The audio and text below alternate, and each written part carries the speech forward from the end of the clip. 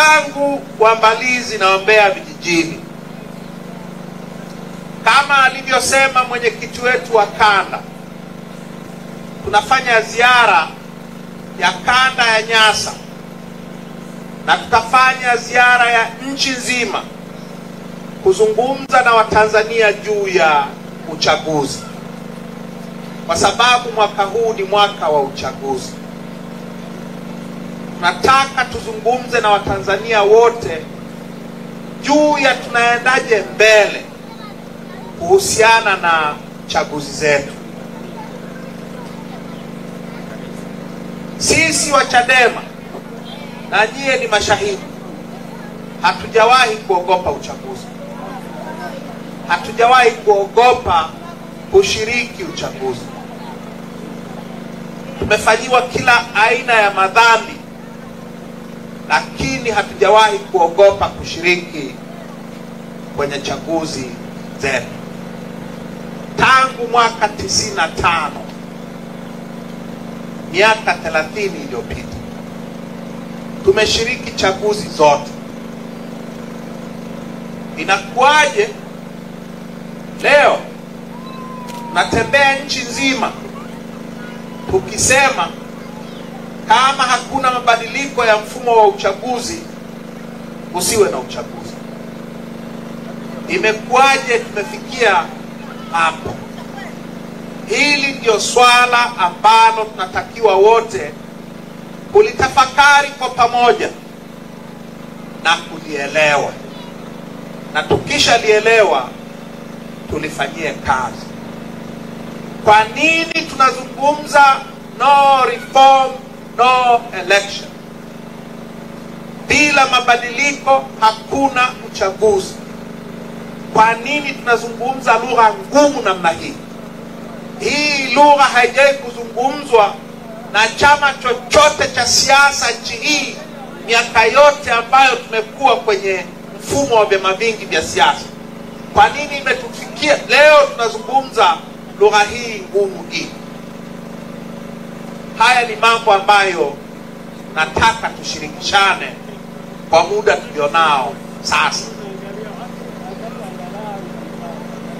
Tumefika mahali ambapo sisi wananchi tunaopiga kura kila mwaka hatuwezi tena kwa kura zetu kupata viongozi tunaowataka. Kura zetu kwa utaratibu uliopo sasa, kura zetu hazina maana tena. Maamuzi tunayoyafanya tunapoenda kupiga kura hayaheshimiwi tena. Mapenzi yetu wapiga kura kwa wagombea tunaowapigia kura hayathaminiwi tena. Kinachoamua nani awe mwenyekiti wa mtaa au wa kijiji au wa kitongoji au diwani au mbunge au rais sio kura zetu tena, bali ni bunduki za askari polisi na wanajeshi wa Tanzania. Kinachoamua nani awe kiongozi wa nchi hii sasa wa ngazi yoyote ile ya kuchaguliwa sio kura zetu wananchi, bali ni mabomu na magari ya kivita ya wanajeshi wa nchi hii. Hao ndio wanaoamua nani awe mbunge, nani awe mwenyekiti wa kijiji au kitongoji au mtaa, nani awe rais.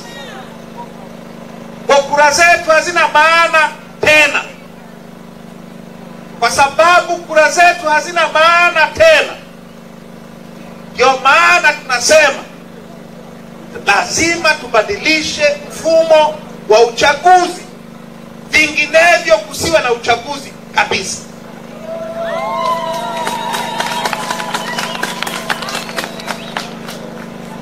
Tuwe na mabadiliko ya mfumo wa uchaguzi ili kura zetu ziwe na maana, vinginevyo kusiwe na uchaguzi kabisa.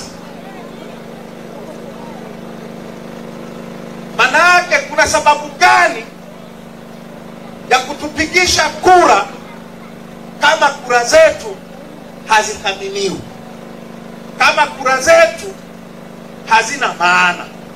Kuna sababu gani ya kuambia watu mkajiandikishe mkapige kura wakati mnajua matokeo kabla watu hawajajiandikisha?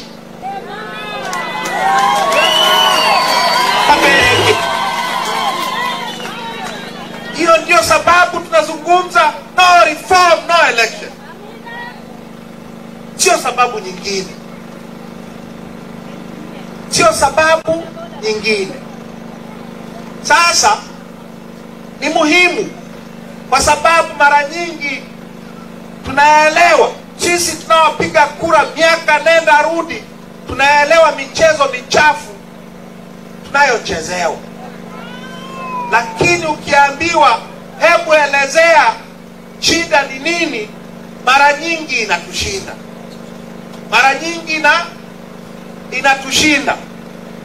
Mikutano ya aina hii inatakiwa itusaidie kupata huo uelewa wa namna ya kujieleza. Ukiambiwa kwa nini hutaki uchaguzi, kwa nini unataka kuzuia uchaguzi, lazima uwe una uwezo wa kusema sitaki uchaguzi kwa sababu hizi.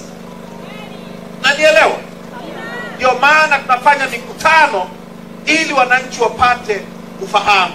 Tusiwaambie nendeni mkazuie uchaguzi tu, msipoelewa sababu hamtaenda. Nani anaenda kupigania jambo asilolifahamu? Nani anataka kwenda kupigana kichwa? Kwa lazima tuwaeleweshe wananchi. Sasa ndugu zangu, nataka tuzungumze haya ambayo nimeyasema, kwamba uchaguzi hauna maana tena, kwa kutumia mifano ya Mbalizi na Mbarali. Hii ya Mbalizi, sio Mbarali, Mbalizi na Mbeya vijijini. Sawa sawa?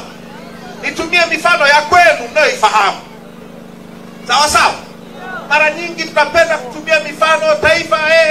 Nataka tuzungumze ya Mbalizi na ya Mbeya vijijini, ili mniambie kama hapa Mbeya vijijini na hapa Mbalizi kuna sababu tena ya kushiriki chaguzi za aina hii.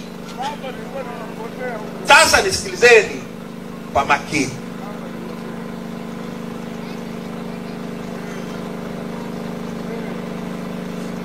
Miaka 11 iliyopita, 2014,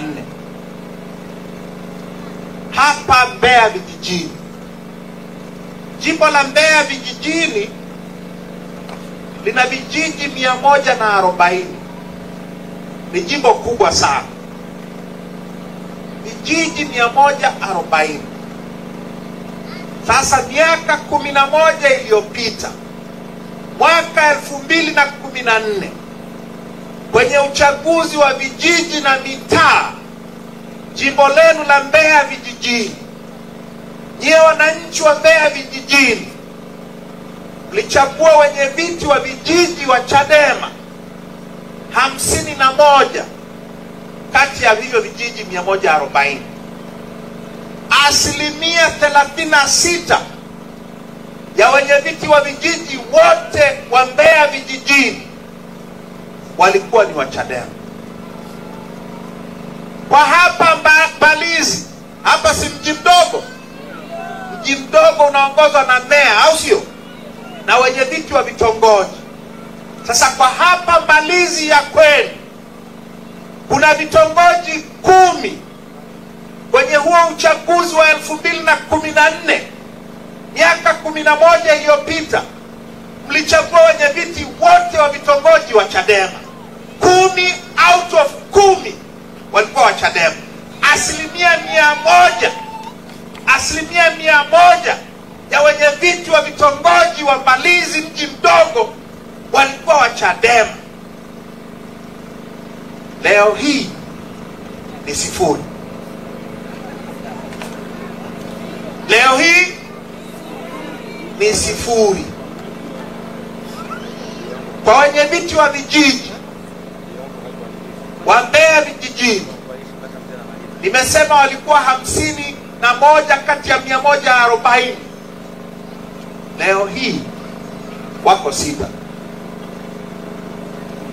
Wako 6 tu. 3%. Asilimia 4 ya wenye viti wote wa vijiji wa Mbeya vijijini ni wa Chadema. Miaka 10 iliyopita walikuwa 36. Leo ni 4%. Hapa Mbalizi miaka 10 iliyopita kulikuwa na 100% ya wenye viti wa vitongoji wote wa Chadema. CCM haikupata hata mmoja. Leo Chadema ni 0.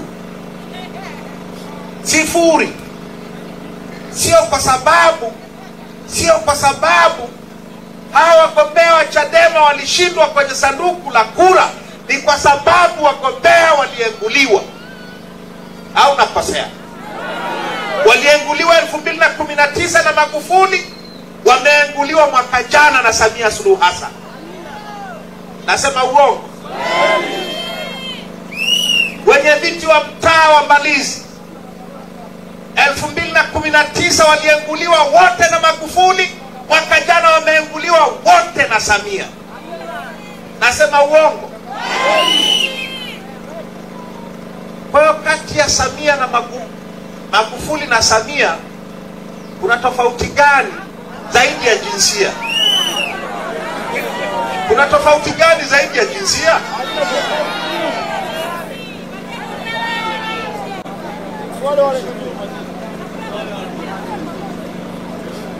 Mwaka 2015 tulifanya uchaguzi mkuu, si hivyo? Mbeya vijijini kwenye uchaguzi mkuu 2015 mlichagua madiwani 10 wa Chadema kati ya madiwani 29. 35% takriban ya madiwani wote wa halmashauri ya Mbeya vijijini walikuwa Chadema. Leo wako wangapi? Leo ni 1 tu. 3%. 3% kutoka 35% ya madiwani, leo ni 3%. Nanipata? Na hii yote sio kwa sababu wananchi wa Mbeya vijijini hawana imani na madiwani wa Chadema, ni kwa sababu ya egua ya wasimamizi wa uchaguzi wa CCM. Kwa hiyo kwa kuangalia haya ya Mbeya vijijini tu, kwa kuangalia haya ya Mbalizi,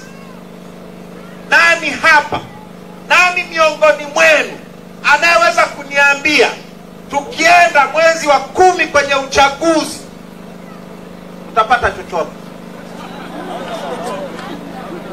Nani? Manake kuna wapo wanaotuambia nyie nendeni tu, kondoo wanapoenda kuchinjwa bwana, nendeni tu. Kwa tunaambiwa twende machinjioni kama kondoo. Tunajua itakavyokuwa.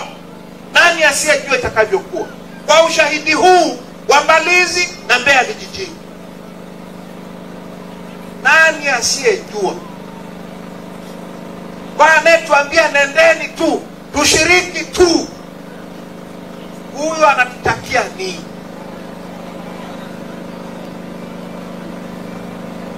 Sasa hii habari ya Mbalizi na ya Mbeya vijijini ndio habari ya Tanzania nzima, ndio habari ya Tanzania nzima. Tumetoka jana mkoa wa Songwe, mambo ni haya. Tulikuwa mkoa wa Rukwa, mambo ni haya haya nchi nzima, hali ndio hii. Miaka 11 iliyopita, nazungumzia kwa nchi, miaka 11 iliyopita, mwaka 2014, Tanzania nzima Chadema ilipata wenyeviti wa vijiji 1754. Mwaka jana hawajafika hata 100. Nchi nzima hawajafika hata 100.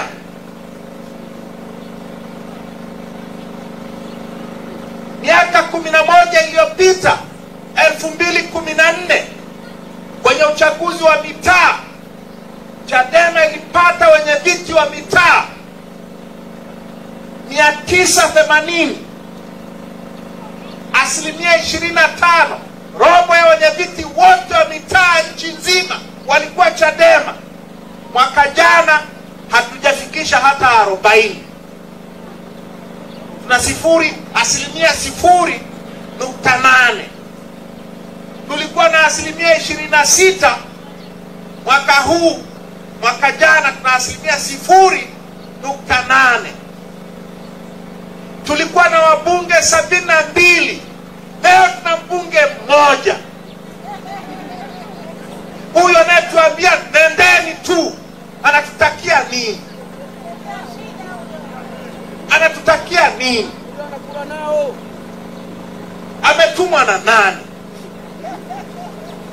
CCM wanalalamika, Chadema no reform no election, na wapambe wao. Na kuna watu wetu sasa hii itakuwaje?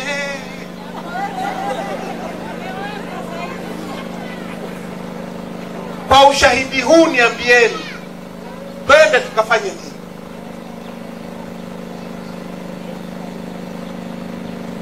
Tukafanye nini? Tukampendezeshe nani? Tukamridhishe nani? Twende ili nani asinune? Ili tuonekane wazuri kwa nani?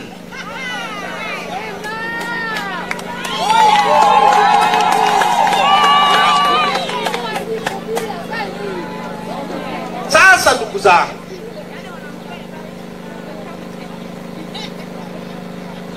kwa nini tunasema tunataka mabadiliko ya mfumo wa uchaguzi? Mfumo wa uchaguzi una shida gani? Ili tuone kwa nini tunataka kubadilisha. Shida ya kwanza ya mfumo wetu wa uchaguzi, na nyie mnafahamu, ni mfumo wa CCM. Mfumo mzima ni wa CCM. Tume ya uchaguzi yote ni ya CCM. Au nakosea? Inateuliwa na mwenyekiti wa CCM. Wengi wake ni ma-CCM tu. Hawa kina Mwambegele hawa ma-CCM tu. Mkurugenzi wa uchaguzi ni CCM. Wakurugenzi wanaosimamia uchaguzi kwenye majimbo ma-CCM watupu. Watendaji wa kata wanaosimamia kwenye udiwani ma-CCM watupu. Watendaji wa vijiji wanaotusimamia kwenye vijiji ma-CCM watupu. Nani anayebisha? Na haya nayo yasema kwamba mfumo huu ni mfumo wa CCM. Yalisemwa kwa mara ya kwanza na Jaji Mkuu wa Tanzania marehemu Francis Nyalali mwaka 91. Wenye umri kama wa kwangu, utakumbuka Rais Mwinyi aliunda tume ya rais kuishauri nchi yetu juu ya kwenda kwenye mfumo wa vyama vingi au tubaki na mfumo wa chama kimoja. Tulikuwa na CCM peke yake kipindi hicho. Hiyo tume ikaongozwa na Jaji Mkuu Francis Nyalali. Kwenye ripoti yake kwa rais, tume ya Nyalali ikasema, namba 1, twende kwenye vyama vingi. CCM wakakubali haraka haraka. Namba 2, wakasema ili twende kwenye vyama vingi sawa sawa tunahitaji katiba mpya CCM wamekataa toka 91 mpaka hapa tulipo. Unanielewa? Tume ya Nyalali ikapendekeza jambo la tatu, ikasema mfumo wetu wa uchaguzi na tume yake ya uchaguzi na TAMISEMI ni mfumo wa CCM. Kuwe na mfumo huru wa uchaguzi. CCM wamekataa tangu mwaka 91 mpaka hapa tuliposimama. Kwa matokeo haya ambayo tunayaona kwenye chaguzi zetu yanatokana moja kwa moja na CCM kukataa mapendekezo ya tume ya Nyalali toka mwaka 91. Na sio tume ya Nyalali tu.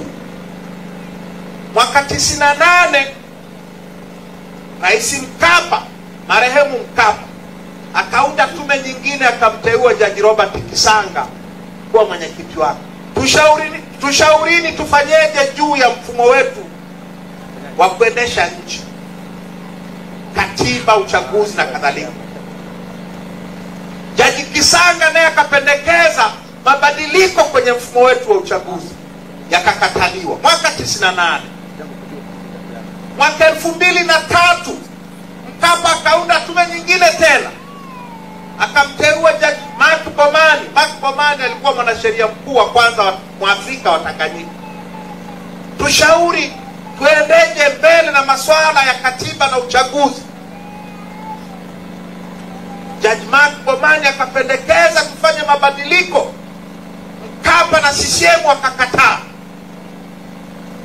Mkapa akaondoka, amekuja Kikwete. Kikwete akasema tunaenda kupata katiba mpya.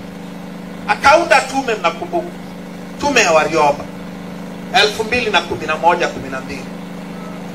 Tukaenda miaka mitatu tunatengeneza, tunazungumza habari ya katiba mpya.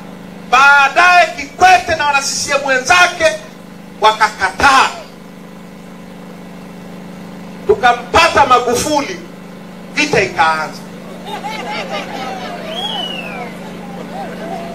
Vita ikaanza, vita ya kuangamiza upinzani, vita ya kuangamiza mfumo wa vyama vingi vya siasa, na ilikuwa vita ya kuangamiza Chadema.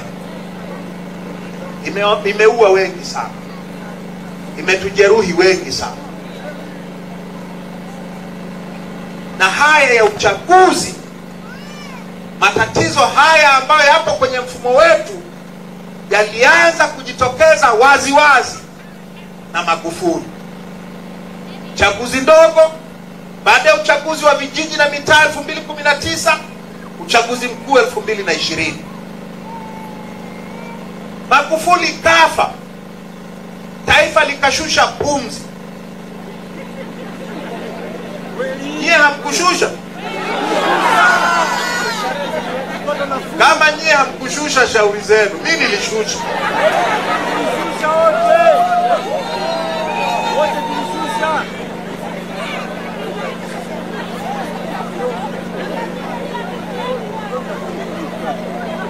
Taifa likashusha pumzi.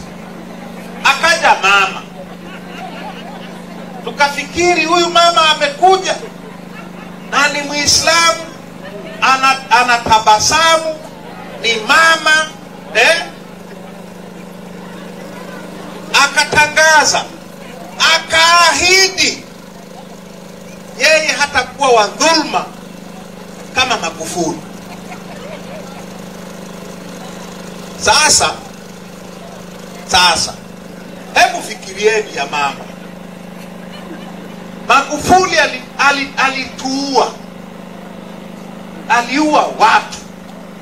Mama hajaua watu.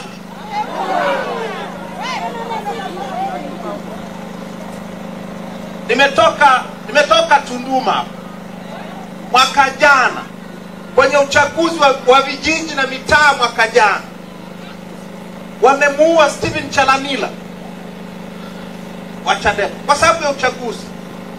Manyoni kwetu polisi wamepiga mgombea wetu mwenyekiti wa kitongoji risasi 4 mbele ya mke wake na watoto wake. Temeke wameua mtu mwingine, watu 3 wameuawa kwenye uchaguzi wa vijiji na mitaa. Kama unaua kuzuia mtu ashinde uwenyekiti wa kitongoji, utaua wangapi ili huyu mama aendelee kuwa rais?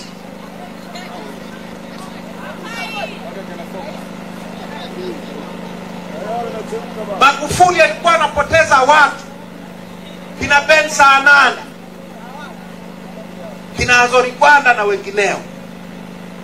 Hapa tulipo ambao wamepotezwa na mama na mapolisi wake na usalama wa taifa wake, tunao wafahamu ni zaidi ya 13, akiwemo Dionis Kipanya wa Sumbawanga. Kwa tofauti ni nini kati ya mama na Magufuli? Ni tofauti ya jinsia. Jinsia tu. Na huyu labda Magufuli amemshinda Magufuli kitu kingine. Amepamba nchi nzima kwa mabango.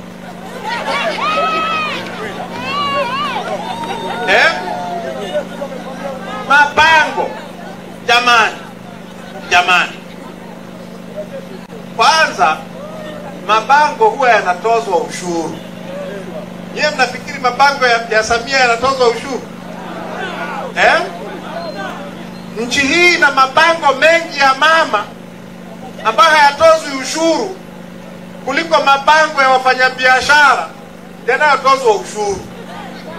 Yaani utafikiri biashara kubwa ya nchi hii ni mama.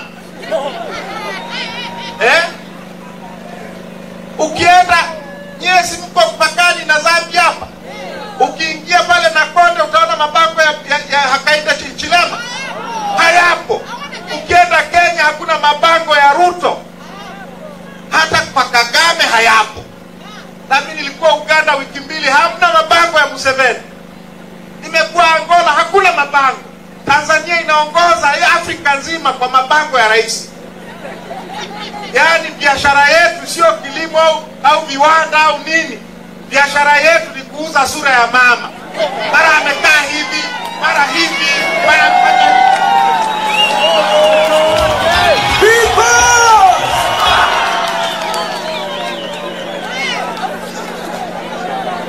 biashara ya kuuza sura ya mama.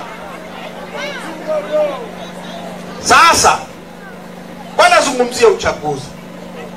Kwa hiyo mama hana tofauti na Magufuli kwenye uchaguzi. Kama ni wizi wa kura, wote ni wezi wa kura. Kama ni kutumia mapolisi kuibia kura, wote wamefanya hivi. Kama ni kutumia waalimu na wengine wanasimamia vituo, wote wana dhambi hiyo. Kwa sababu hiyo ndio maana tunasema no reform, no election. Hatutaki tena kwenda kwenye chaguzi na tume hii na watu hao. Hatutaki tena. Hatutaki tena kwenda kwenye uchaguzi. Tutapigania haki. Tutapigania haki. Tutashinda. Tutashiriki kwenye chaguzi za haki. Sawa sawa?